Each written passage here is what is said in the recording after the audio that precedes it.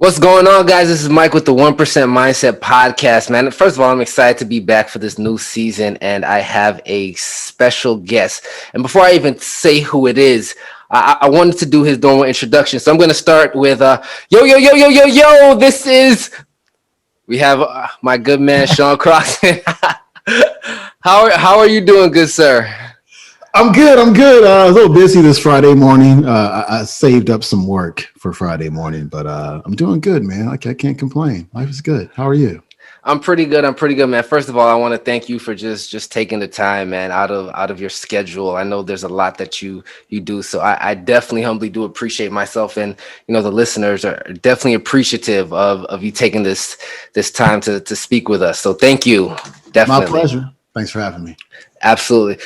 So I want to start really quick, I don't want to spend too much time on it. I do believe there's an importance of going through the beginning. So not the very beginning, but let's start with the underground wellness stage, right? I think that's when you started to build up, create a name for yourself, into the holistic living, things of that nature. So I want to start there. So as far as underground wellness, a lot of people, well, I wouldn't say a lot of people, myself, I wasn't there for those stages, right? I met you through quote of the day and the amazing work that you're doing with that, but kind of talk to me a little bit about your underground wellness journey. What kind of got you into the holistic living, the health, being an OG in that space? Yeah, definitely an OG. Been doing this for a while. I was a personal trainer. Like I studied fitness, nutrition, and health in college, kinesiology, and I became a personal trainer. And I very soon found out that most of what I learned in school about fitness, nutrition, and health were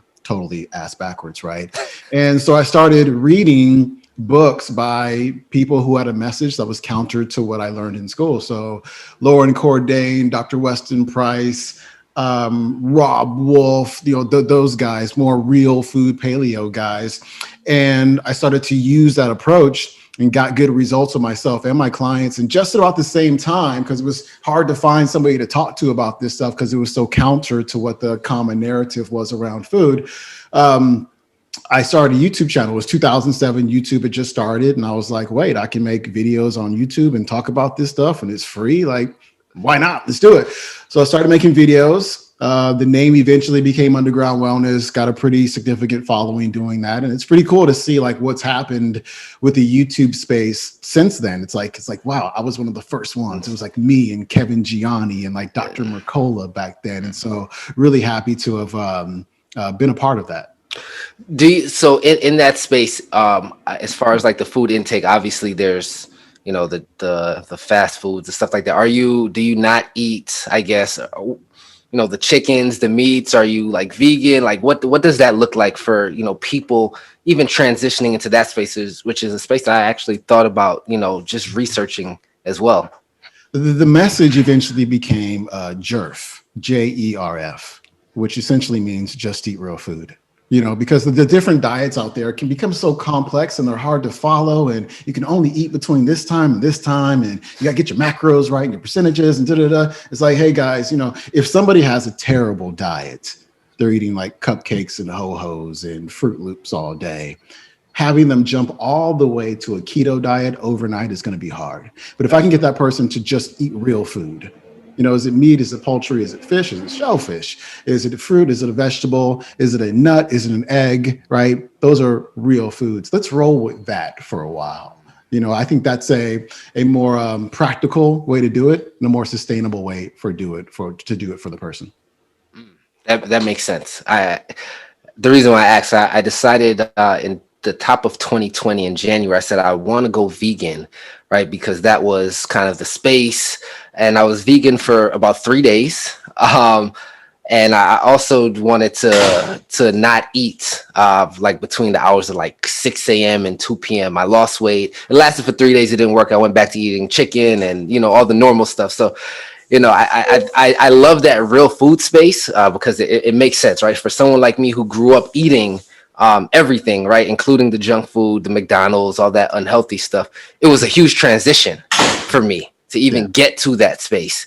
Yeah, So it's a big jump. It's a huge jump. Everybody watched Game Changers in like 2019, 2020, and they're like, I'm going to go vegan. And they kind of stopped talking about it after that. A lot of people actually stayed vegan. Great intentions, great for the earth, could be good for you depending on who you are. I don't do well with a vegan diet. I tried it, didn't work for me, right? Just I need more food, more calories. But I totally feel again the intentions behind it, and you gave it a shot. It just was too big of a leap for a lot of people. Yeah, absolutely. So in that space, you did the YouTube. You created a podcast behind that as well, right? You started interviewing a lot of people. You probably interviewed hundreds of people, on my assumption at this point, Yeah, dude. maybe even more. What do you think, or which interview was your? Do you think was the most life changing? What's one of those interviews that you remember in that particular space? Oh gosh, it was so long ago. I would say the Dr. Tom O'Brien. The first time I interviewed Dr. Tom O'Brien about gluten was a really good episode. I prepared so much for that episode. I mean, I listened to his program over and over again, and just it was a phenomenal interview. Trying to think of something else. There's so many, man. I Dr. Kelly Brogan, when she was in my depression sessions, was fantastic. I mean, I can just kind of go on. Kevin Gianni was fantastic, just kind of talking about his journey and his experience as somebody who's tried different diets and such, and kind of came to the same conclusion as I did. Like, let's just eat real food and call it a day, because we're making ourselves crazy trying to do everything perfectly, right?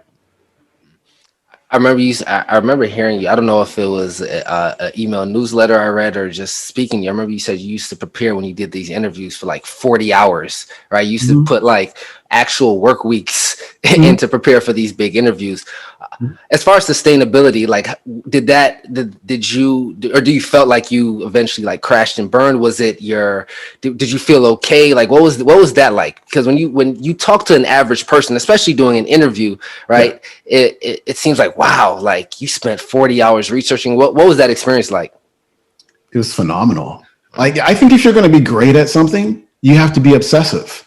Like, you have to be super passionate about it. You have to make it a win-win-win for everybody, a win for the audience, a win for your guest, because it's their time. If you're going to ask a bunch of vanilla questions that everybody else asks, like, that's just boring. That's not a good use of their time, right? And also, they're a human being. They want to talk about themselves. They want to reveal more about themselves so they can generate this knowing and liking and trusting with the audience, because people, they'll buy your book, great, but they really want to buy from somebody who they feel like they know, like, and trust. And when we're asking vanilla questions, it's hard to establish that, right? I'm from like the Howard Stern school of interviewing. Howard Stern interviews people. It's not really about the movie. It's not really about the book. It's not really about what the person's selling. It's like a therapy session with that person. And so, if it was hard, but if you study any of the great entrepreneurs, the people who ever made an impact and innovated in any way in their space, they were obsessed. They had a passion for something, and they did more. They went the extra, not mile, but they went the extra 10 miles.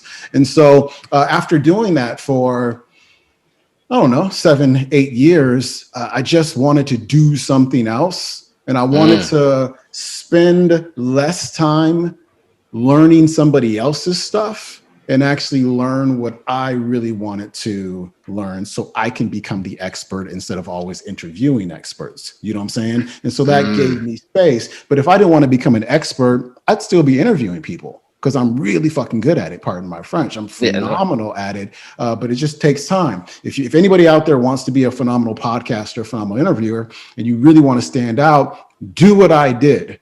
I didn't just read the book once. I read the book twice. We didn't just read the book, but I had my assistant, also myself, behind the scenes, trying to find background information on people.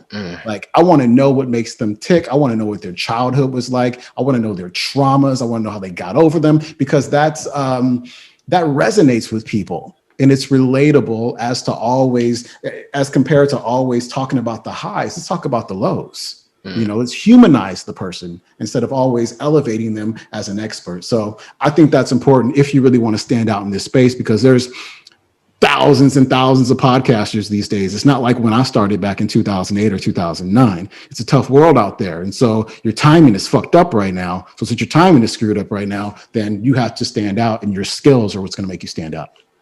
Which is a great transition into your current podcast that you have, the Quote of the Day Show, right? You went from, like you said, you went from trying to be dope or the best at interviewing people to becoming the expert. And now you have a Quote of the Day show that I believe you launched, what is October 2016? Something like that. Yeah. Yeah, I believe I saw October 2016. So you exact 4.5 years, almost 5 years now in the game, right? Yeah. Consistently putting out content for almost 5 years. And you told a story. I don't know if you're speaking. I think it was. I'm on your email because I follow you and study you so much. Whether it's through the email list, whether it's through Instagram, personal conversations, I know things. So when I say, man, I can't remember, I know it came from you somewhere, right? So you told you told a story about you driving home. I believe you was going from your mom's house back home to San Diego, and you spoke about wanting to have a serious like a satellite radio like show. Yeah. And now your Quote of the Day show, congratulations, by the way, again, is in order, is you signed a contract, and the company that you signed it with, I think Sirius FM owns that company. Can you speak a little bit about that? And then, I want to dive into it a little bit more. So, I mean, it might have been 2014 or so. I'm driving down the 8 freeway, driving back from the Bay Area. I think it was the last time I ever took that drive. I hate that drive. It's long, it's boring. Your mom misses you. I only fly now, man. I don't really make that drive anymore. But I'm listening to, just to pass the time, the comedy channel on Sirius XM. They have several of them now. Netflix is a joke, on and on, right? And I'm listening. I'm going, oh, they play short clips of comedy shows. I love comedy. I used to stay up every Friday night in high school and watch Def Comedy Jam. Like that was my thing, right? And I was like, hey, if there was a channel on Sirius XM that played nothing but motivational talks, I would listen to it all day. And I'm like, how can I start a Sirius XM radio channel? I don't know. But anyway, I'm spending 40 hours a week getting ready for Underground Wellness interviews. I ain't got time for this, right? And then as Underground Wellness wound down, and then I started the Sean Croxton Sessions, which was just another interview podcast with personal development experts instead of health experts. I said, hey, you know what? I think I'm done interviewing. And what am I going to do now? And I'm in the gym working out. And I was like, what about that Sirius XM channel idea? Why don't we just turn that into a podcast? And I ran it by a couple of people, and all three of them were like, that's genius. That's brilliant. And I was like, all right, I'm going to do it. And like literally a week, 10 days later, the podcast was up and running on Apple Podcast and all the other players. Now, fast forward 4.5 years, the ironic part of it is like I got picked up by a company called Midroll, which is owned by Stitcher. It's a Stitcher company. And I'm on the phone talking to them. And I noticed that the Zoom link was a SiriusXM link, like a special link. And they were talking about how SiriusXM bought Stitcher, which owns Midroll. And so now I get paid by SiriusXM for my podcast. And I had a talk with the head of Stitcher a couple of weeks ago, and nothing's guaranteed, but I pitched him the idea about the channel, and he's going to pitch it somewhere else. And he's like, hey, it's not going to happen overnight, but hey, it could happen. So we'll just kind of keep at it and see how the Quote of the Day podcast does and kind of take it from there. And so the moral of the story is like, people are always trying to figure out how am I going to do it. They're trying to figure out the how. But if you just commit yourself to an idea, you follow your gut, and you just keep taking those steps little by little, a little becomes a lot. And over time, you'll find that your subconscious mind will kind of guide you to wherever you want to go. You don't have to figure out the how. The how will just kind of work itself out. Maybe a month or two ago, you transitioned, well, not transitioned, excuse me. You changed the cover of your podcast from just a plain, Quote of the Day, and you put your picture on there, right? You had a couple posts. You spoke about just being out there more, making a bigger impact. What sparked that change? Well, with Underground Wellness, a lot of people watch my YouTube videos, and I would go places and people would recognize me, and I never liked it. Like, it was cool to be acknowledged and stuff, but it was just weird for me. I just didn't want to be stopped in Whole Foods, and somebody asked me about gluten sensitivity. I just want to go home right now. I just want to go home. And that's not to discourage anybody from like coming up and saying hi at all. I've just never been fully comfortable with it, right? And so when I got done with Underground Wellness and the Sean Croxton sessions, I intentionally didn't put my face on the channel art, because I was like, I don't want anybody to recognize me. I just want to live an anonymous life. I just want to chill. And it's so funny because I went up north a little bit a couple of days ago, and I was at the store buying some shorts, and I was giving the lady my name so she could look at my account. She's like, "Oh my God, I didn't know it was you." And that's my first time in a couple of years actually somebody being, "Oh my God, it's Sean Croxton," which is kind of crazy, but at the same time it was cool. And so, I think a lot of people hold themselves back from the success that they want because they're just like, "Oh my God, people are going to recognize me. They're going to know me. They're going to criticize me," on and on. And of course, I went through that phase, but I think I'm at the point now where I'm just like, hey, let's just let it all hang out. Life could be worse than people acknowledging you in public. You know what I'm saying? Yeah, but what is that? I guess resistance to that, so to speak, right? I mean, some people love it. Some people like. What was your resistance to that, so to speak? I'm just a private guy, a rather introverted dude who just likes to be left alone. You know what I'm saying? I'm just going to keep it real. Yeah. I just like to hang out here with my books and read and teach my courses and stuff like that. I remember I would go to Paleo FX, which was the yearly conference for the paleo space. And I would hide in my hotel room. I would only go out when I had to go out, because if I did go out there, it was just like, whoosh, can't go to the bathroom without somebody following you. And so, I get it. But I've also never been a huge fan of that. And that's just part of the game though, How many in the space of personal development, and this was just a question I thought about. I don't know if you've kept count. How many books do you think you've read to date? In personal development? Yes. Probably a few hundred. I usually average about 80 something books per year.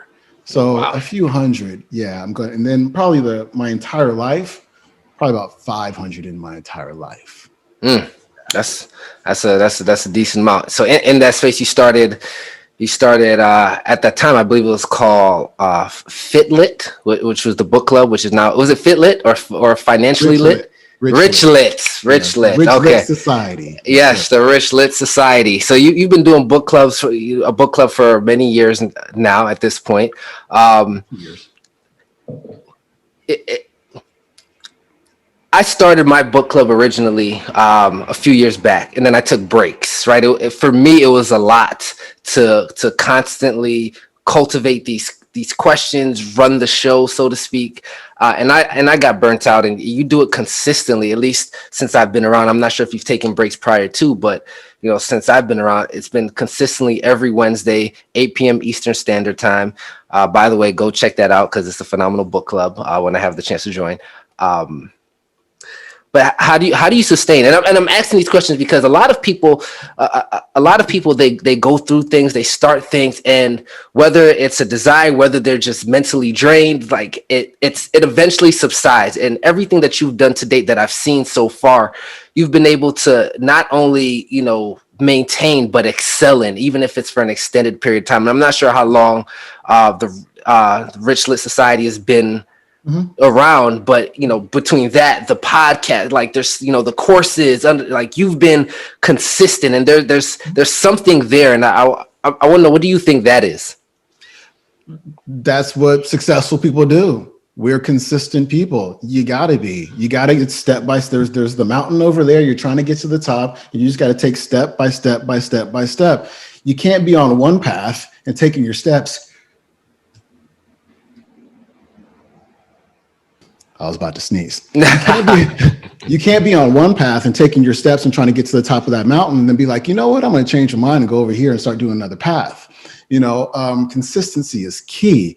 I've been doing the book club for 2 years, and I think I've only missed 1 week because I had a terrible headache. But that's like our friend Ron Johnson says, my Wednesdays are my weekends. Like, that's a phenomenal time. I have so much fun hanging out with those people. It's a beautiful thing when you can spend time with people who are on the same page, who have the same sort of consciousness, who are reading the same stuff and who are supporting each other. I don't really look at, the Quote of the Day book club, which is now called, as work. I read 30 to 40 pages a week. I do it in the morning, a couple hours maybe. I write up questions, I send them out. And then on Wednesdays, we talk about stuff. And now that we have the breakout groups, I mean, about 35 to 40 minutes are people just talking among themselves in the breakout groups, and I'm just kind of chilling. And so it's not that much work, really. I just call it, honestly, I call it free money, really. It's I making just yeah, it's making an impact on people. They pay $29 a month, which I think is a very, very fair price, probably a little lower than it should be. And people, they get the connection, they get the education, they get the motivation that they want and that they're looking for. And yeah, it pays my mortgage, it pays all my bills, it pays for all my food every single month. And after that, everything's just it's good. So yeah, book club's fantastic. Keep doing house money. Okay, so let's talk about MMA, and I'm really excited to talk about Money Mindset Academy, just because of the phenomenal reviews that I've seen personally it. in that. So in a lot of the people in the book club that I've met, a lot of them has gone through your Money Mindset Academy space, and obviously I'm assuming that space, that's when you decided to to go from being an expert at interviewing to becoming an expert yourself, so to speak, Mhm. right? Money Mindset Cat, and I know you, and I want to talk about the course cure a little bit later. But for Money Mindset Academy, are you currently still running? I know you were trying to evergreen it a little bit and not do any live sessions. Are you still doing the live sessions currently? Or are you taking a pause? What's going on with that? I'm going to do my final live session in September. It's going to be Nice. 8 weeks. It might be the last time I ever teach Money Mind Academy because I'm kind of moving over into this entrepreneur's mind method course that I'm going to be teaching. That's going to be a really big deal. I have to, it's funny with Money Mind Academy, phenomenal course, but as an entrepreneur, you got to be able to make shifts when you need to make shifts. You got to be able to look at the market. You got to be able to look at what people want. What are they buying? There's been a little weird shift in our society where there's even more shame around money than there used to be, which is really interesting. Why do And you say that? I think today with our society of equal outcomes, equity, rich people are terrible, evil, greedy people, F the 1%, on and on and on. The 1%, as in the rich billionaires. I think people are a little less inclined to be like, I'm going to go after this money. So what I'm doing is I'm putting Money Mind Academy content, some of it into my Entrepreneur's Mind Method course, which is going to be insanely awesome. Nice. But one thing, like my personal story here, and I'll keep it really short, is that one of the things that really blocked me from becoming a successful entrepreneur was the limiting beliefs that I had around money. And, money is the root of all evil. Rich people are greedy. You're not going to be able to get into heaven. Money doesn't grow on trees. Money takes parents away from their family. Money makes parents fight. Money makes parents get divorced. All of these meanings and beliefs that we have stored in our brains. And so I was able to overcome those beliefs that I had, which have allowed me to kind of unkink my hose, as I talk about in the course, and allow more abundance to flow into my life. So if you're an entrepreneur out there and you've got limiting beliefs around sales and marketing and money and such, then you're probably not going to be a successful entrepreneur. And so Money Mind Academy will certainly help you out with that. But even more so is the Entrepreneur's Mind method. Mm. Do, I'm pausing because I think it's interesting. Like you said, a lot of these limiting beliefs that come to us happen as as children, as we're young, stuff like that. And I know you spoke a lot, and you've been speaking a lot, especially around this hashtag oppression. So through that, I learned that your dad had a lot of success. I believe I don't know if it was at Macy's but he's a shoe salesman.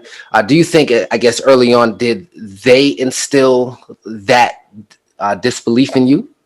Absolutely. I mean, I'm not oppressed. But you'll also find that one thing I like to do is study successful entrepreneurs. There's a man named Gene Landrum who writes these phenomenal books about the common characteristics and traits of successful entrepreneurs. And one of the common characteristics is that they usually had one self-employed parent. And they were usually told very early in life how smart they were, how amazing they were, what a superstar they were, and such. And that programs the mind. The first 7 years of your life are so important. right? Because that literally becomes the wiring of your brain. If you're a child with low confidence, you're probably going to be an adult with low confidence. If you don't see yourself as a successful individual, or you don't see that it's possible for you, if you see yourself as oppressed, you're going to be an oppressed, adult. And so I think that's one of the most important things that I learned from my parents. Number one, I can do whatever I put my mind to. And I also got to see the modeling. Number one, I got to see my dad work hard at Macy's. We had everything we wanted. My dad made like $150,000 a year in Wow. selling shoes at Macy's. Then on the weekend, he was an entrepreneur. He sold random stuff like butterfly knives and Rambo knives and stun guns and knockoff Gucci and Guess sweatsuits and whatnot.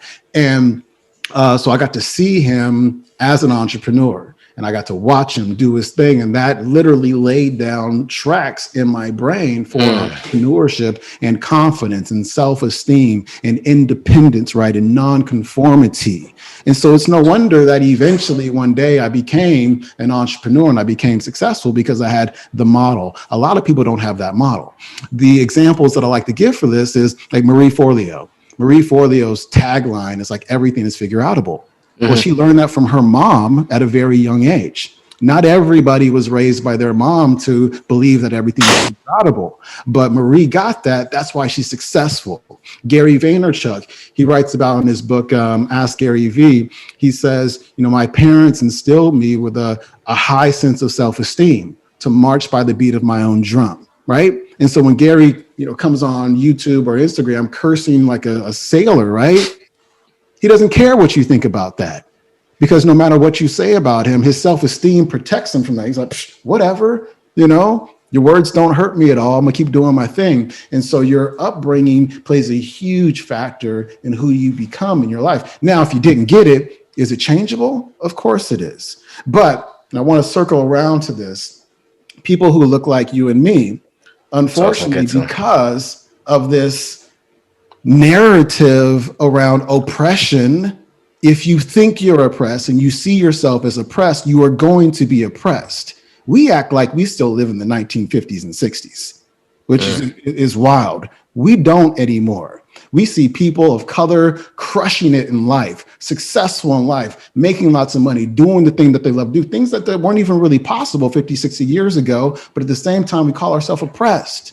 We have to take responsibility for our lives. See, there's this thing, I could talk about this for the next half hour. Yeah, no, go ahead. I think it's huge. Called, the Soren Kierkegaard, old philosopher, he said, anxiety is the dizziness of freedom, right? And what that means is freedom is scary. Entrepreneurs, we live in a world of anxiety. And so what happens, and I like to compare it to, you go out to to a restaurant with somebody and they have like a thick menu, 3 to 5 pages or something. And, you pick what you want pretty fast. Like, hey, I like lobster. I'm getting the lobster. And the other person is like, it takes them half hour to pick whatever they want. And you're going, damn, make a decision. But what's going on in their mind? I'm afraid I'm going to pick the wrong thing. So then the server comes along, they ask the server, so what do you like? They're like, well, I'll have that, because they don't have to take responsibility for what they chose. You know what I'm saying? And that's what it's like now. We want freedom. Like, give me my freedom, give me my freedom. We got freedom. Then we were like, oh shit, what do I do with this freedom? Because this freedom is making me feel anxious, because there are so many possibilities for my life that if I pick one, I might be wrong. And it's an anxiety. And so instead of feeling that anxiety, instead of claiming the possibility and be like, you know what, I'm going to work toward that. I'm going to develop my skills, right? Because here's the thing, there's plenty of opportunity, but success is where opportunity and preparation come together. We're like, opportunities, there's all over the place, but we're not prepared. Let's just keep it real. We don't have skills. Any culture that says that education, which is usually where you get your skills, is acting white, you know what I'm saying? We're speaking properly as speaking white. We're going to have a hard time developing any skills and getting the education that we need in order to become successful and preparing ourselves for the opportunities that are definitely out there. So we got a cultural issue. You're not allowed to talk about it. You know what I'm saying? Not allowed to say it because you're blaming the victim, but we have a cultural issue. Let's just go ahead and admit it. We do. We have an anti-intellectual culture where the thing that we need to have what we want, we frown upon it and call people who are getting it white. I don't understand how that works, man. I don't get it. I was raised, I'm kind of on a tangent now, No, but go ahead. It's I am cool. very lucky, man, because my parents sent us to private school. When I was home, like we had a three strikes rule. If you use slang, we lived in Oakland, right? And if you use slang in the home, then you got a strike. If you got three strikes of slang, you got to stay in your room for the night. You can watch TV.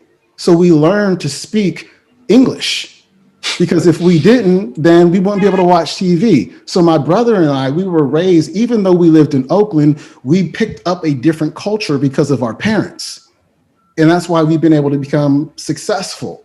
But if you're going to go through your life with your pants hanging off your ass and speaking cracker white redneck language, and I'm going to give you a point on this. I'm not sure if you saw it on Instagram. Here's the thing. I think every Black person in the world needs to hear about this. It's so important. 18th and 19th century, ghetto ass white folks came from the British Isles. They emigrated to America. They moved to the South. There's a book about this called Cracker Culture. Check it out. Also, Thomas Sowell writes about this in his book, Black Rednecks and White Liberals, right? So they brought their culture, spend beyond your means, frown upon education, don't speak the language, right? And since slaves lived in the South, we picked up this culture, right? And so we picked up this anti-intellectual, we picked up, instead of saying ask, ax, that's not Black culture. That's actually white redneck culture from Britain, right? And so here's what happened. Slavery ended, we moved to the North, we moved around, and whereas this white redneck culture burned out, we kept the culture.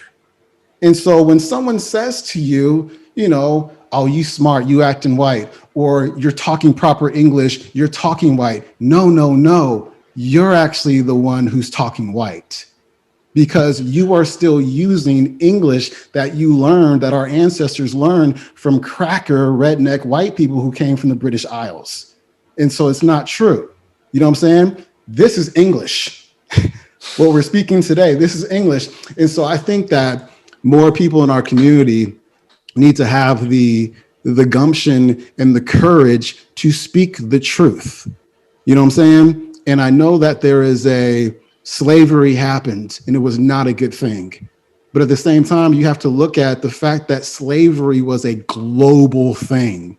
Everybody enslaved everybody. 3,500 free Blacks actually they accounted for 100,000 slaves. Black people owned slaves. Most people don't know about that. Black people were sold into slavery by Black people. You know what I'm saying? Like this was a global thing that was accepted by the church, and the civilization that actually started to abolish slavery was Western civilization. You know what I'm saying? They were the first ones who said, you know what, this isn't cool. Let's stop this. And when we talk about this legacy of slavery and how slavery is affecting the outcomes that we're living through right now, that's not true. People need to read books. It's not true because when slavery ended, we had a sky high marriage rate. We started our own businesses from 1940. And we had, to go back to that, we had 2-parent homes. You know what I'm saying? From 1940 to 1960, what is the stats? Black poverty went from 82% to 42%. It dropped by 40% pre-civil rights. We were living in 2-parent homes. We were married. We were doing well, much better before civil rights even happened. So are you telling me that the legacy of slavery skipped generations? It was like, I'm going to skip this one. I'm going to skip this. I'm going to skip this. I'm going to skip this one, skip this one. But now it's really going to kick in 2020 or 2021. I don't know how true that is when you actually really look at it. And so doing the research that I've done and being raised the way I was raised, I refuse to believe that I'm oppressed.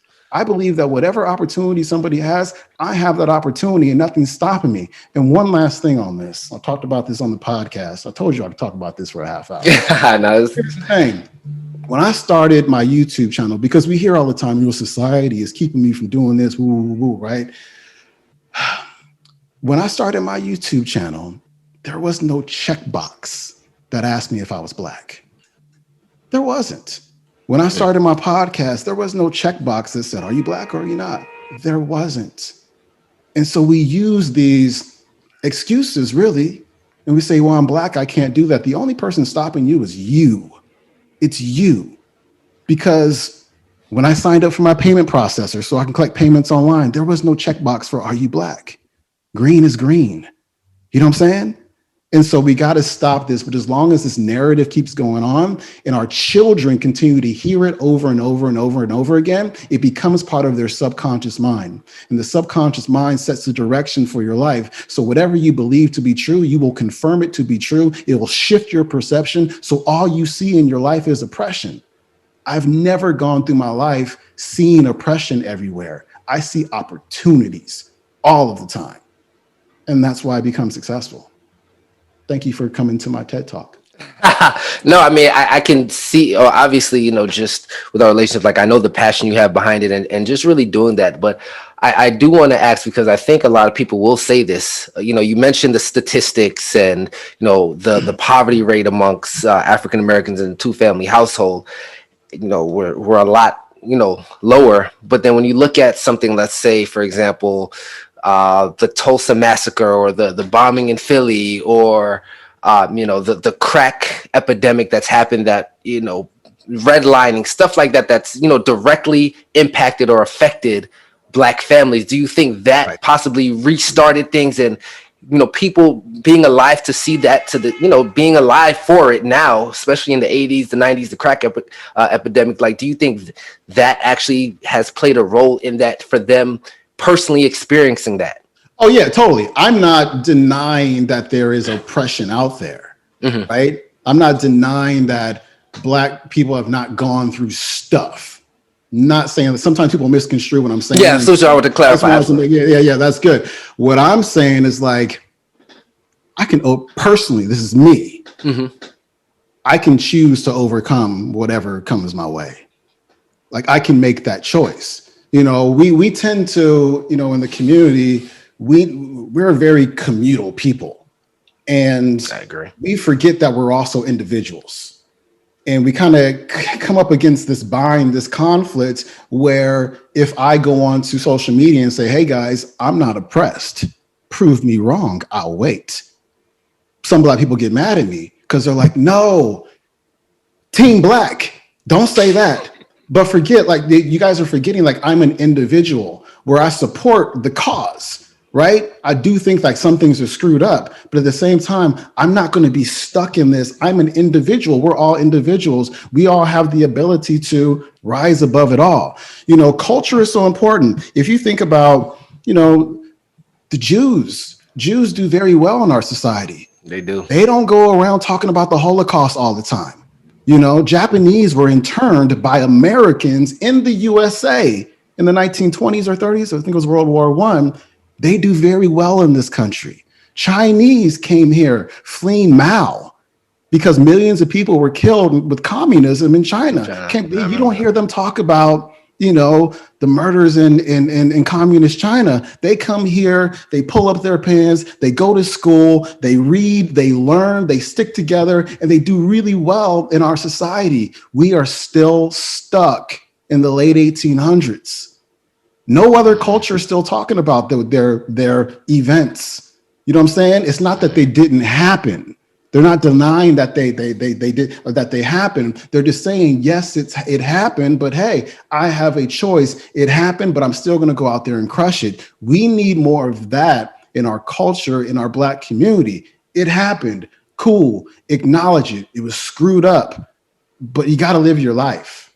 I'm going to live my life. You know what I'm saying? I got Frederick Douglass on my wall. Booker T. Washington on my wall, Madam C.J. Walker on my wall, Marcus Garvey on my wall, people who are just committed to overcoming despite what happened. And I think we need more of that instead of just being like, legacy of slavery is still impacting me in 2021. I don't know. I don't know about that. What and I do think, and I think I told you this before, there's a space that's and an opportunity that is important in, at least at the minimum, shifting the mindset of the culture, right? And how do you think we go about doing that? Or what do you think is one of the, if you could, Yeah. put it together, what does that look like for you? Um, Black intellectuals and Black media pundits, who I call the overseers, need to stop vilifying Black people who bring up our culture. I think we all need to be like, okay, we got to have a conversation about our culture. We got to have a conversation about what's going on in our communities, what's going on in our schools. We have to have a conversation about what's going on in the political arena as well, in terms of school choice. It doesn't make sense to me that we keep voting for politicians who don't support school choice. It doesn't make any sense. It sounds racist to me, actually, right? For our politicians that we vote for to force us essentially to send our kids, if we live in poor communities, to failing schools, to not have a choice to go to a charter school or to go to a private school, right? It does, to get a voucher to go to a private school. Like, that doesn't make any sense.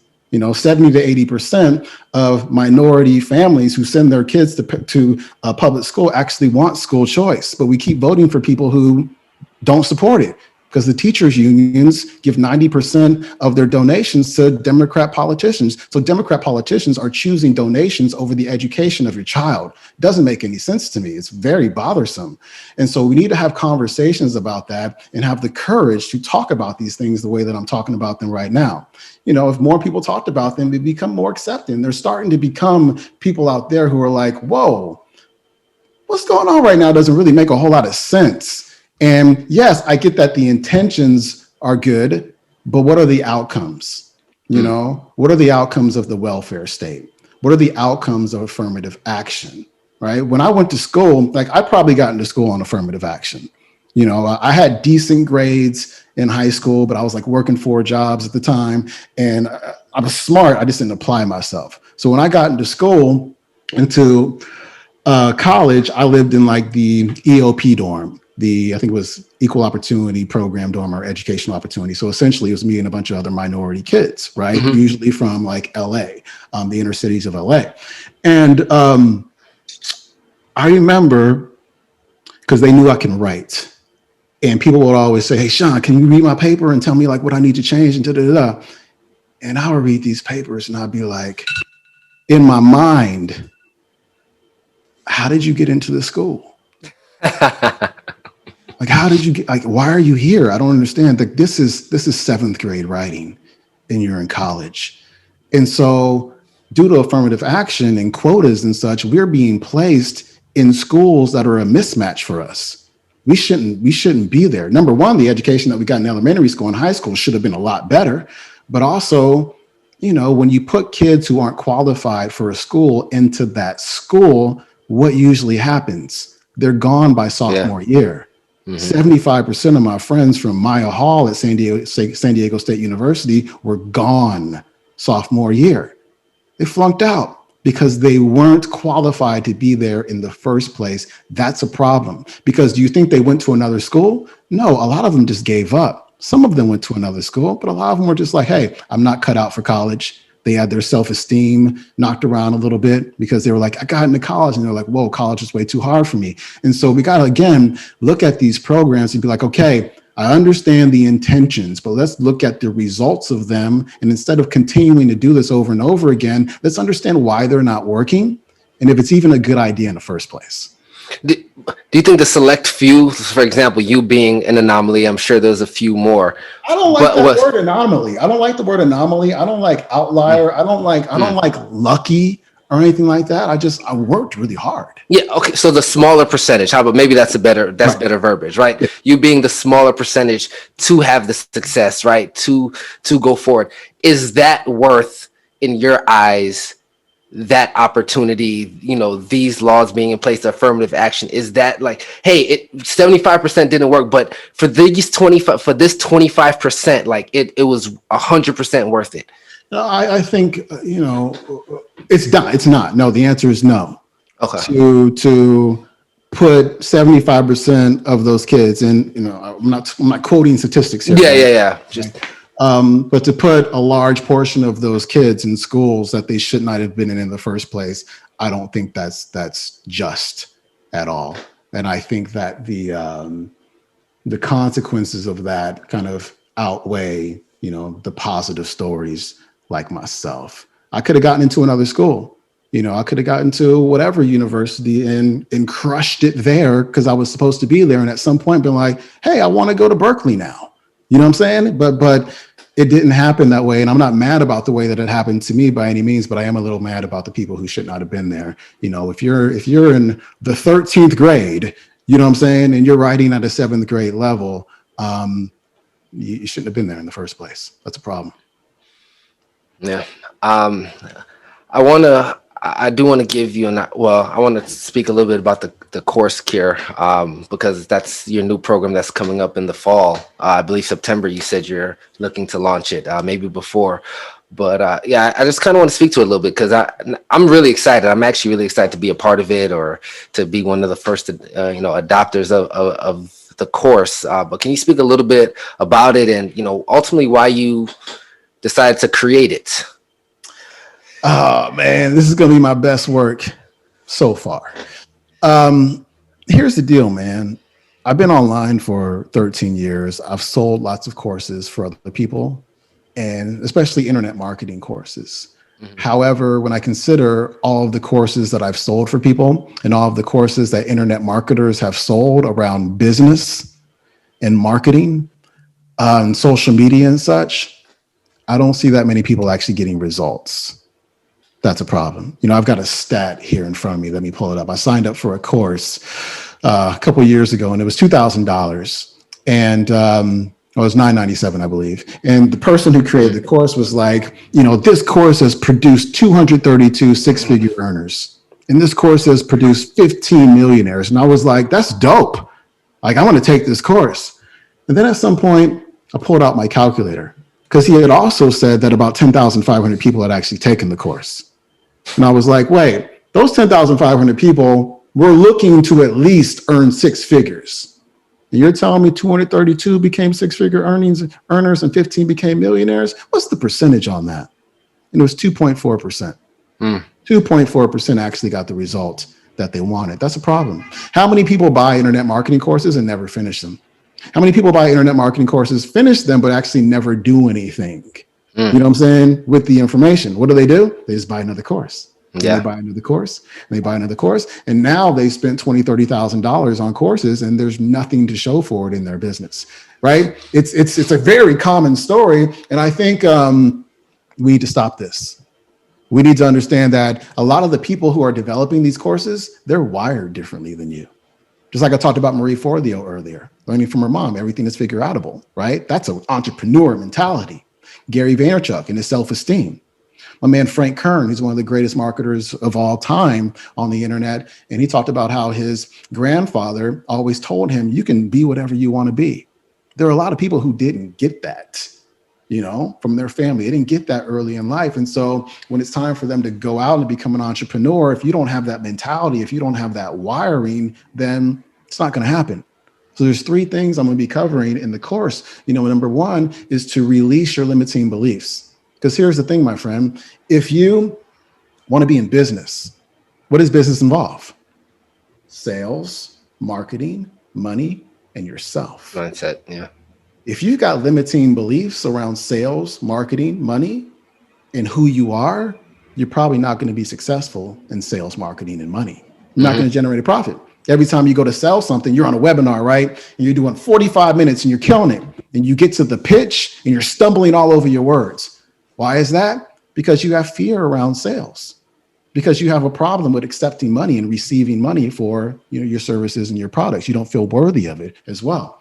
And so the second part of that, the first part is releasing your limiting beliefs. The second part is silencing your self-talk. silencing your inner critic, because that's what happens. Hey, today I'm going to make my very first Instagram live. Then you're like, oh my God, like I can't do this all day. Your brain is like, you're going to suck. It's going to be terrible. People are going to make fun of you. Da, da, da. You're never being good at anything. Woo, woo, woo. Like, how do we turn that down? You'll never turn it off, but how do we turn that down? And number 3 is to master your emotions. The entrepreneurial journey is like this. It's up and down. It is a zigzag. If you cannot handle the downs emotionally, you'll quit before you get started. You'll quit. You're going to take everything personally. Everything that goes bad during your entrepreneurial journey, if you even really get started, you're going to take it personally. You're going to make it about yourself. And those emotions that you're going to feel, you're not going to know what to do with them. Most of us weren't raised to manage our emotions.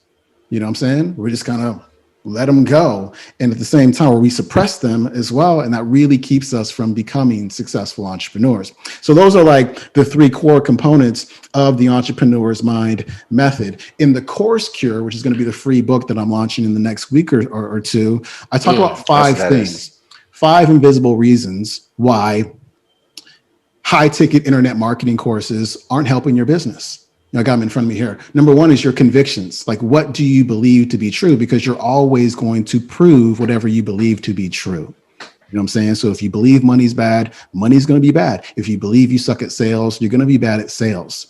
Number 2 is your confidence. Entrepreneurs are confident. Like, we have a self-image, right? I don't think you can be a successful entrepreneur and see yourself as oppressed. It's just not going to happen. The fact that I don't see myself as a successful person, I've always seen myself as a successful person who can actually create whatever I want to create.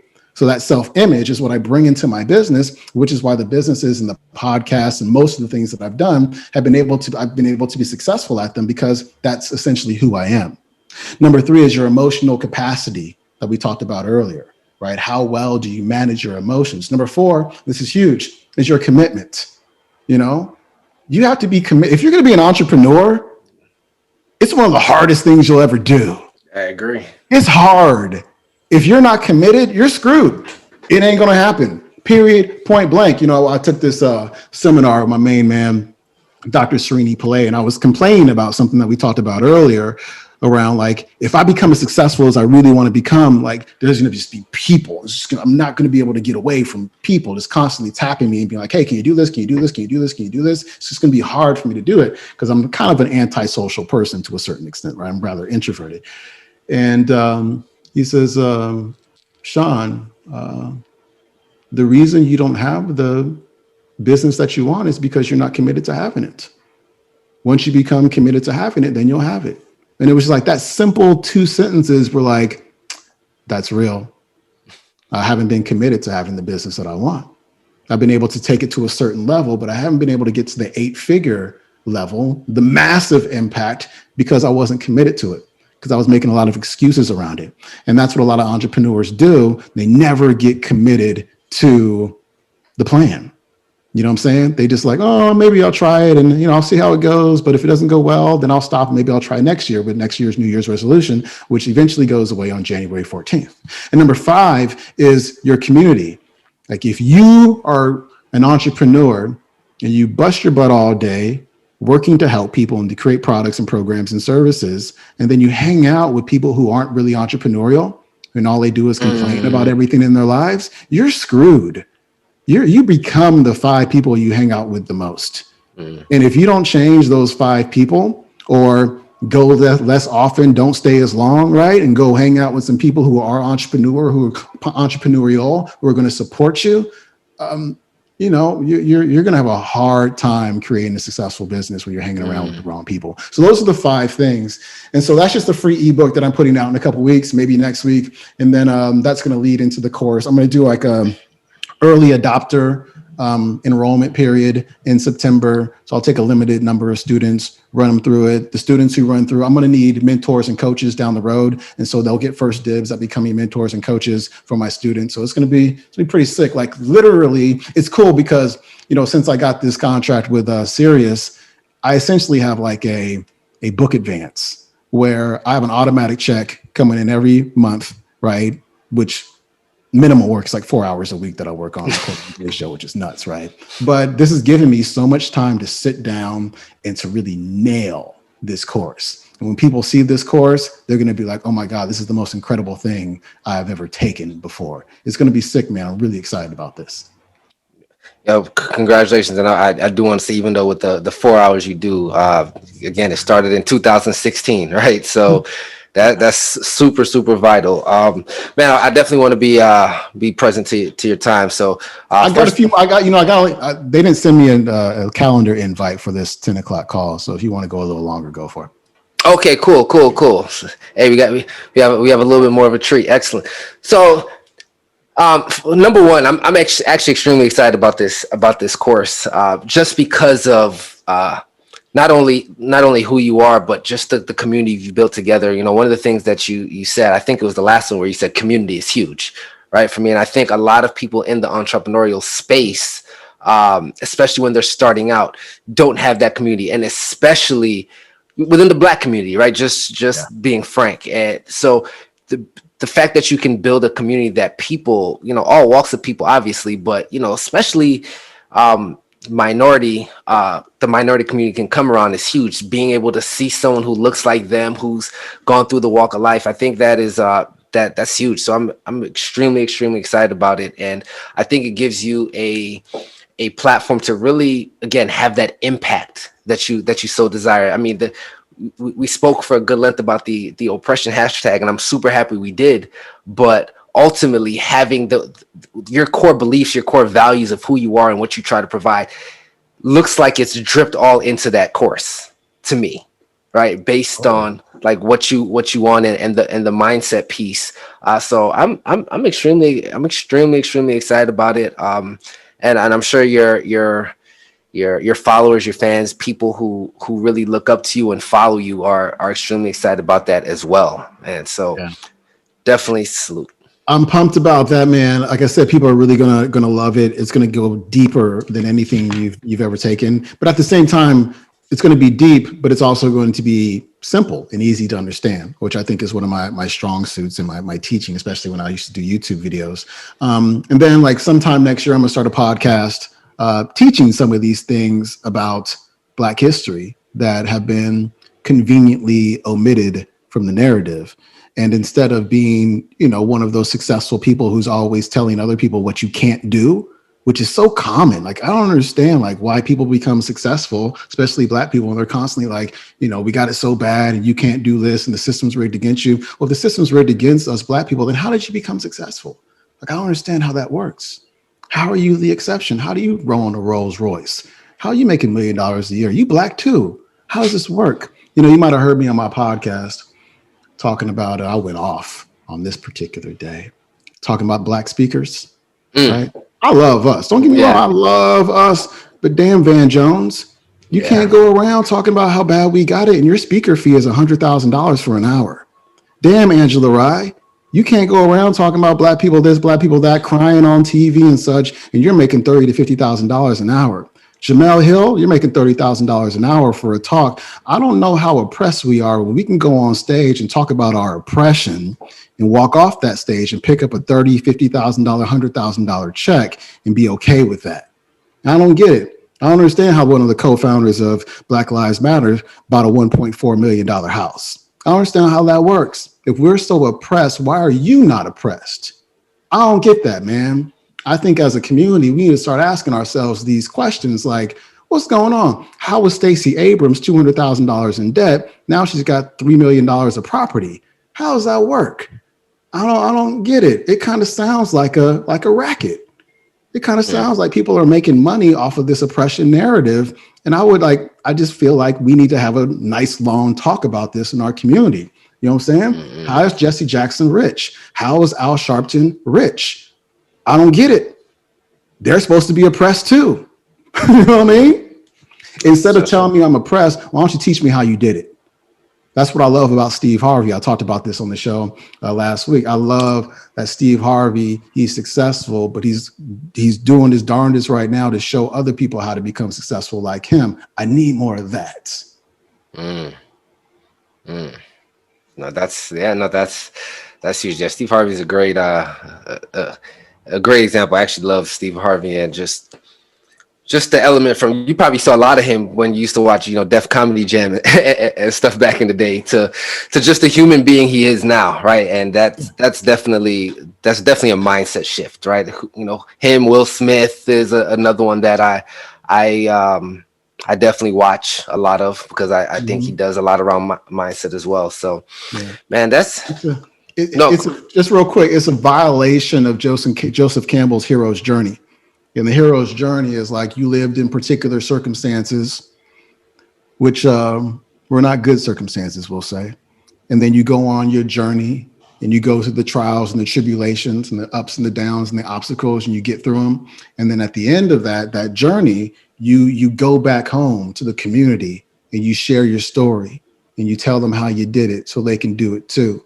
We're missing that last part in our community, right? Mm-hmm. People are getting to the end of their journey, and instead of coming back to share the story and teaching other people how to do it, they go, you guys got it bad, right? I'm an exception. I'm an outlier. You guys can't do what I did. So this is how bad you got it. And I'm not feeling that, man. I think we are powerful. I think we can do whatever we put our minds to. I know that sounds cliche, but it's just the truth. You know what I'm saying? We can do whatever we put our minds to. But number one is we got to take responsibility for our lives. And as long as we keep blaming other people for our situation, there is some blame to be shared. Don't get me wrong. But as long as we don't take responsibility for our own lives, the situation's never going to change, man. It's not. Do you think, and I want to ask this because I know you've lost followers, you've probably gotten hate messages through your stories, all that great stuff. No. You have it? I've lost followers, but I don't get hate messages. Okay. So you've lost followers. People disagree with you. I'm sure no one's disagreed. That's interesting. You would be surprised. Like, I actually posted a story a few weeks ago. I was like, I finally got a negative DM. Like, it's official now. I'm making a difference. You know what I mean? Because I've posted some pretty, like, what people will say is controversial stuff, but I just kind of think it's true. And my friends would be like, damn, I couldn't post what you posted. I would just get lit up with negative, hateful DMs. And I go, I don't get them. That's interesting. I get mostly support, fire emojis, 100 emojis, like not just from white people, from black people too. Black people who be like, oh, that's hilarious. I don't get this whole oppression thing either. You know what I'm saying? My husband's a lawyer. I'm a doctor. We came from the hood. Woo, woo, woo. I hear these stories almost every single day, right? But I think there's a fear of sharing them because, like, last week I was like, I'm not oppressed. Prove me wrong. I'll wait. I don't understand how me saying that I'm not oppressed is a controversial statement. I don't understand how people can get mad at me because I'm saying I'm not oppressed, right? Because there was a few like negative comments, not DMs, but comments down there. I'm like, oh, you're mad because I don't think I'm oppressed? Like, that's weird, man. You know what I'm saying? That's very strange. But yeah, there's not a lot of hate. I'm sorry I cut you off. No. That's great. Well, then I definitely stand corrected. Just I guess my assumption, right? When you post things that are against the norm, right? So, for example, like black people mostly voting Democrat, right? That's just what it is, right?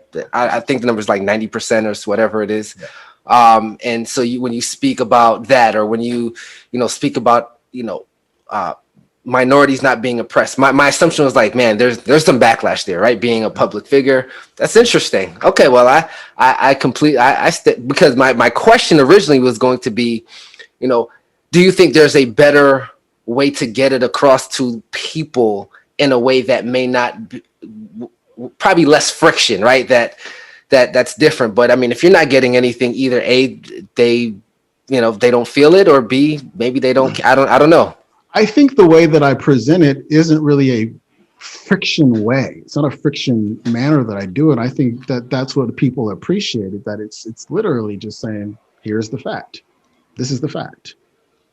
Like, when Thomas Sowell used to be a socialist, and it's funny because he studied under some pretty like capitalist economist and who couldn't change his mind. But when he eventually changed his mind, a guy asked him, so you're a socialist? Like, what changed your mind? He was like, facts, And I think that's one thing that you really can't debate so much. It's like, what's the fact? Here's the fact.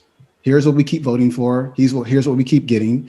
Here's why. Here's the programs that have good intentions but aren't working. and it's obvious in your experience of life that they're not working, why do we keep voting for the same people over and over and over again? It doesn't really make any sense. There's a historical component to that as well that I can talk about for days. But there was a study that was done that asked people, that was trying to figure out why do Black people vote as a 90% block for Democrats. You know what it was? It was social rejection, because people don't want to be me. People don't want to come out and just be like, no, I don't vote Democrat. They don't support school choice. They support the welfare state. They're giving free money to people who don't want to work. Look what's going on right now. People are getting paid more money to stay home than to go to work. Well, we've been doing that in the Black community for decades, which is why we don't go to work. A lot of us don't go to work. We choose not to go to work because we're going to get paid more to stay at home. So, I mean, if that was happening to me, I might do that myself. You know what I'm saying? Let's just keep it real. Yeah. So like these are significant problems that are going on. Raising the minimum wage is not a good idea. You raise the minimum wage, you price out low skilled workers who are usually us because we have terrible educations going to our failing schools, right? And so you raise the minimum wage, you're going to cause a serious problem with Black unemployment, especially with Black teens. So when Black teens can't find jobs because the minimum wage is $15 per hour, what are Black teens going to do who don't have fathers? They're going to go out there and commit crimes. You see what I'm saying? And so, there's this whole thing about minimum wage. People think like you stay at minimum wage. You don't stay at minimum wage. It's where you start. You know what I'm saying? You get hired at minimum wage. And most people who are actually, if you read Thomas Sowell's work on this, most people who actually get minimum wage aren't poor people. They're like moms who just want to get a job, or they're students who just want to get a job and make a little more money. It's usually not minorities minorities aren't in large part making minimum wage anyway. And so we have to keep these things in mind instead of just listening to the common media social narrative around this. Like, try to back up what we're talking about with some facts. You know what I'm saying? Because usually in my real life, when I talk to people about these issues, they usually have no idea what they're talking about. Their arguments just don't make any sense. So if we're going to talk, let's read, let's study, let's research, and let's have some facts to back up what we're saying, because it's very few and far between who actually do that. No, that makes sense. It's funny. I have some good friends actually. My office that I'm staying in, and there's a group. I've probably heard of like the Earn Your Leisure podcast and stuff like that. So they came out to Brooklyn, and I went with one of my business partners and friends, and one of his friends stood up and said, I also want to shout out, the brothers here, the Black brothers here, who have millions of dollars in real estate that no one thinks or no one talks about, right? And it almost seems surreal to some people when you say that, because like you said, there's been this narrative, there's been this space where we feel like you said, the oppression piece, so to speak, or the narrative that's been brought to us, day after day, hour after hour, whatever it looks like, starts to feel real. So, when you said that, it and understanding it, like you said, with the facts, it makes sense, right? Sometimes we don't want to see the facts for what it is. Now, what I will say in that, right, because I know when people listen to this, they're going to be like, but having there's an emotional side to it as well, right? Where you have, situations, circumstances where, like you said, oppression does happen, right? Whether it's police brutality. Obviously 2020 was a very monumental year for a lot of things that's happened. Go ahead. Okay. If you actually look at the stats around police shooting, it doesn't paint a very good argument that cops are going around shooting Black people all the time, right? It's not. And I think it was 2019, 14 unarmed Black men were shot by police. There was a lot more white people who were shot by police than Blacks that year as well. It's when you really look at it, Jason Riley has some really good statistics on this, like real facts on this. And when you look at the stats, it's kind of hard to hold on to the same narrative that there is like an epidemic of police shooting Black people. Well, I think it was, I guess, the percentage based on population, right? That was. But at the same time, then this is the big problem, is we commit 50% of the crimes. That's the problem. And so when you have more encounters, you're going to have more adverse events. You know what I'm saying? And so we can't really look at it as a percentage of the population. We have to look at it from a crime perspective. And so there's actually some research that shows that police are less likely to shoot a Black person because of what's going to happen to them in the media if they do. You shoot a Black person these days as a cop, your whole life is over. You're going to be on CNN, you're going to be on MSNBC, you're going to be on every channel. You are going to be known by the whole world for what you did in that instant. And so there's a good case that can be made based on facts and statistics and research that, you know, we're less likely to get shot by a police officer, and that the chances of you and I being shot by a police officer are like being struck by lightning. Wow. Okay. That's definitely facts I didn't know. Okay. Yeah. That's it. And again, it's definitely important to lead with those, right? To facts. And I think as a whole, that is where it lacks it. Unfortunately, in the social media space and in the era, someone can say something, and you know, when I think it was Charlemagne, the guy who used to say something like, when the lie is more entertaining than the truth, the lie always wins out, or something of that. And when you're raised to believe that society is against you and police are terrible and you're oppressed, you're looking for confirmation. That's true. You can turn on the TV and, you know, a Black person, and this is too many anyway, it shouldn't happen at all, right? But whenever a Black person gets shot by a police officer, it's on the news all day, right? What about all the white people who got shot by police officers? We never hear about that. It's just a narrative that keeps being reinforced over and over again. But if you objectively look at the statistics and the facts that are going on, you have to be very open-minded to walk away with a different perspective. And I think open-mindedness is something that is lacking in our society, because to be open-minded and to reject the common narrative doesn't make you very popular. You know what I'm saying? You might get kicked out of your tribe, and the reason why you're in your tribe is because you probably have very similar beliefs and information, right? And so that can be very scary. But, you know, again, you know, I just want to encourage everybody to do some reading. You know what I mean? When I have these arguments, or not even arguments, light debates, because I feel like people who have different opinions should be able to have conversations. Of course. You know, that's okay. You know, we got this weird society where on campuses there's safe spaces where other ideas, you're not allowed to talk about opposing ideas in safe spaces. I mean, I thought that's what college was about, to talk about opposing ideas and understand each other better. Absolutely. Right? But if someone believes that just because I'm Black, I'm supposed to think something, I think that's racist. You know what I'm saying? Like, that's racist. I'm Black, so I'm supposed to think a certain way. That's kind of the definition of racism to me. You know what I'm saying? And so, you know, back to what I was saying earlier, you know, whenever I'm talking to somebody about these things, I go, well, what have you read on this? Have you read any books, read any stats? And usually the answer is no. Mm-hmm. It's no. And I just encourage people to read more, get off of social media, you know, turn off the TV, read a book, read any Thomas Sowell book, read Jason Riley's book, Please Stop Helping Us. Oh, that's a good one. Very, very, like, just an easy read where you're like, oh, wow, like almost everything that I've been taught to believe about this narrative isn't true. You know what I'm saying? Yes, there are problems, but the solutions aren't working. Please Stop Helping Us. Who'd you say that was by again? Jason L. Riley. He recently released a book called Maverick, which is the kind of a biography of Thomas Sowell. And so there's some phenomenal Thomas Sowell passages in there that just completely destroy the narrative. Thomas Sowell, you can't mess with him. You can't mess with him. Nobody has ever been able to like have a good, reasonable argument for how Thomas Sowell is wrong. You know, they'll attack him, call him Uncle Tom, and be like, you're a Black conservative, woo, right? But they never actually tackle what he's saying and what he's writing, because it's based on actual real research and facts.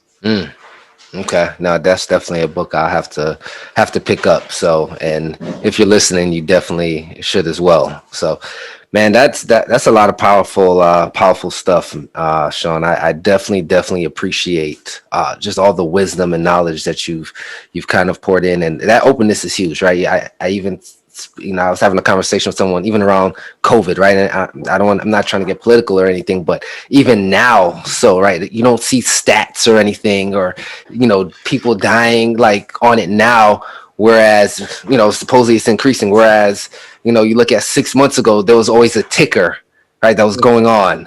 right? Because that was the narrative that the media wanted us to see, so to speak. And Now I now don't they're know. saying if you're vaccinated, put on your mask because it's the science. And we're like, well, show us the science. And like, we'll show it to you later. I don't understand. Like, I don't understand what's going on, man.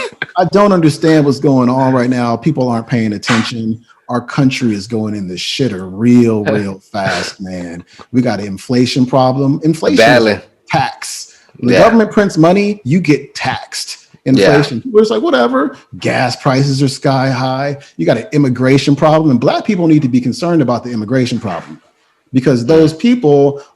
I'm Mexican, so I mean, I can't. I don't not like immigrants. I have a problem with illegal immigration, right? And because when they come in, what happens is we compete for jobs with them, and they push us out of the market. That's a problem for Black people. You know what I'm saying? We got all kind of issues going on right now. We got Middle East tension issues. We got some problems that we didn't have 6 months ago, man. And so, again, like I said earlier, we got 9 million job openings in this country, and people are still staying home. There's no reason to be unemployed in 2021 when there's 9 million job openings, but we're getting paid more to stay home than we are to actually go to work, which is wild, which is how you get addicted to government. Yeah. Which is how people stay in power. Because once you start giving people free shit, it's really hard to take it away. Of course. Giving it to them, if you keep giving it to them and you allow them to stay home and watch Netflix all day and scroll through Instagram and not really have any responsibility, they won't vote against you. That's how it is. And when you can flip Texas with, anyway, I won't even go there. I won't even go there today. It's too much. You have to do this again, man. But anyway, I think we were talking about this because I'm starting a podcast next year around election time and just making, us more aware of like what's really going on, like what the real issues are, why these issues are happening, and what are some potential solutions, and also like who's supporting these. Is it one side or is it the other side? And if it's that side that's not supporting the solutions, then why do we keep voting for these folks? It doesn't really make any sense. Man, I definitely want to thank you for this, for being on, man. While I was preparing, just for this interview, and I said, man, he's interviewed hundreds of people. How do I? And I'm sure you've done a ton as well. I was like, how do I make sure that this interview is powerful and impactful? And like you said, not cookie cutter. And I said, you know what? One thing I do know, like I want to definitely go through some of the stuff that you're doing, Money Mindset Academy and, Underground Wellness. But I know that this topic, that we spoke on is really, at least from what I get from you, like who you are now, what you really want to expose. So, man, thank you for going there. Thank you for getting deep and being real in that space, because it was a lot, not only powerful, but it's real, right? And I think people tend to not look at reality sometimes, right? Right. And if you think about the three things we talked about, health, entrepreneurship, social issues, they're all linked, man. I think the way out of our circumstances in the Black community is entrepreneurship, right? It's having ideas and having the courage to go out there and solve people's problems and to make our own money. And not rely upon somebody else, and to also at the same time be healthy, because if you're not healthy, you can't have a healthy mind, you can't really do anything and have the consistency that we talked about. So it all just really links together. And so it's been quite a journey. It's been fun, and I'm just excited to get this message out to more people. Not everybody will like it, but that's life. Yeah. You know what I'm saying? Absolutely. Yeah. Absolutely, Matt. Mr. Sean Croxton, I appreciate it. Thank you so much. Let people know where to find you in case they want to connect or any information. All right. Yeah. You can find my website, SeanCroxton.com. Brand new website going to be launching in the next couple of weeks. The Course Cure ebook will be there for free. Follow me on Instagram for more controversial topics and ideas, so you can send me mean DMs and such. It's all good. But yeah, that's really it. I appreciate you having me, my man.